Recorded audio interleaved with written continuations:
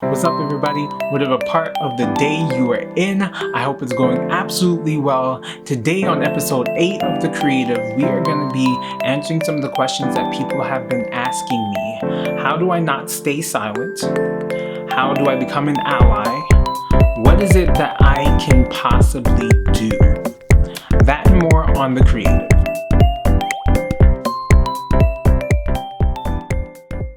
As many of you have observed, lately our world has been wrestling with issues of race.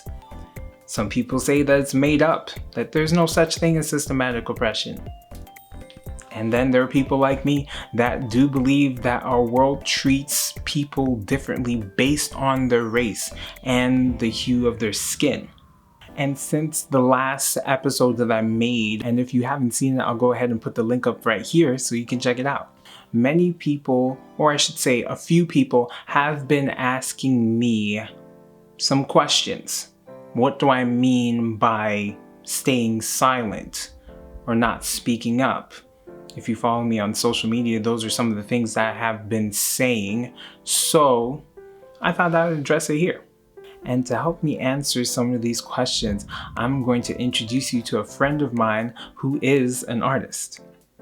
I call her Kim, but her full name is Kimberly, and on Instagram you can find her at artxkimberlyadulia. I think I said that right. Aludia. I think. She's probably going to correct me after she sees this, but and I'm just going to show you really quickly some of the things that she has done. This painting that she did is very near and dear to me because it's a painting of Kobe and his daughter Gianna. Yeah, it's great. I absolutely love it. Here's another painting that you can see right here of a gray crane. Sorry, let me get this right. A gray crowned crane, which is absolutely amazing. The detail on it is it's breathtaking. It's amazing. This is a playful one, but I also love it. A black Saiyan. Yeah, if you're a DBZ fan, this is life. Yeah, for me, I absolutely love it. So she's a great artist. Big ups to her. Like, she's a great artist. What caught my eye when I was on her page not too long ago was that her and her friend, another artist, they started a piece together. They're painting,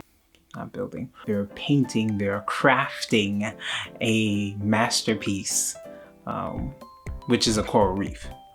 And if you just read a little bit of the story behind when they first started, they have different techniques of painting. One's a little bit more carefree, one's a little bit more precise.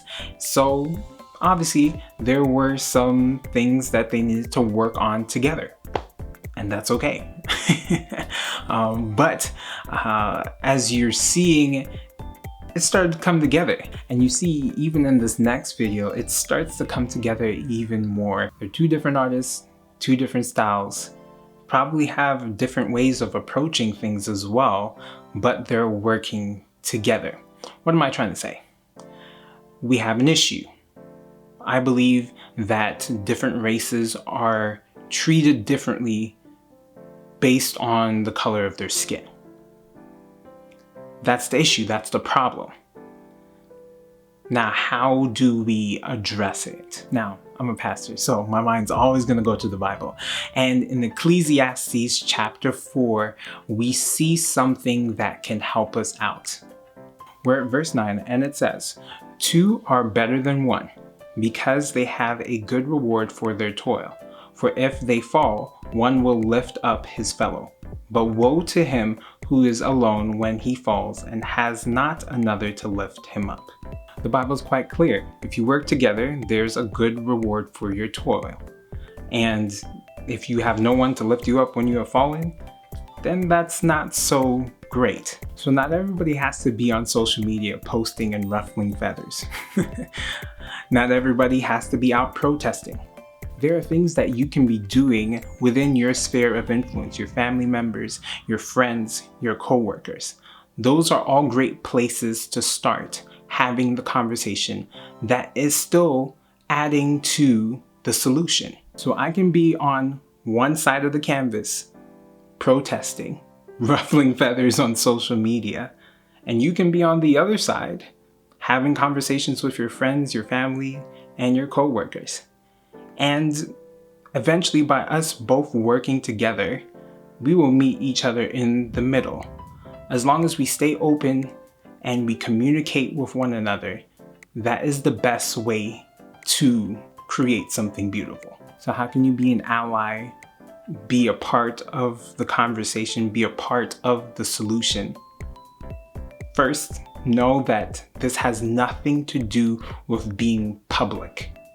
Has nothing to do with posting on social media or going to a march. The best way to be an ally or to speak up is continuing the conversation in the places where you have influence. I know it's tempting to write a long status or post something on Instagram showing your support so people don't look at you funny. However, there's more work for you to do. Start in your space. Start where you are. Right now, if we can be totally honest, this is a trend. Companies are coming out with statements. People are saying things. Influencers are saying things. Celebrities are saying things because everyone is talking about it and they want to be a part. But when people stop talking about it, when it's no longer pushed at the forefront of the media networks, will people still be talking about it? I will be, and I hope you will be too. It's only by bringing awareness to these race issues can we actually create a solution. Now, is it going to be perfect? Probably not. Will there be setbacks? Most likely. Will it ever go away? We know that that's never going to happen. But we can help alleviate some of that pain and plight that many minorities feel living in the world that we live in today. Anyway, that's all from me today. If this was something that blessed your spirit, go ahead and like this. If this was something that you want to keep up with, go ahead and smash that subscribe button and hit that bell as well so you can get an alert of when the next episode comes out, which is next week. And until next week, go ahead and do something creative today.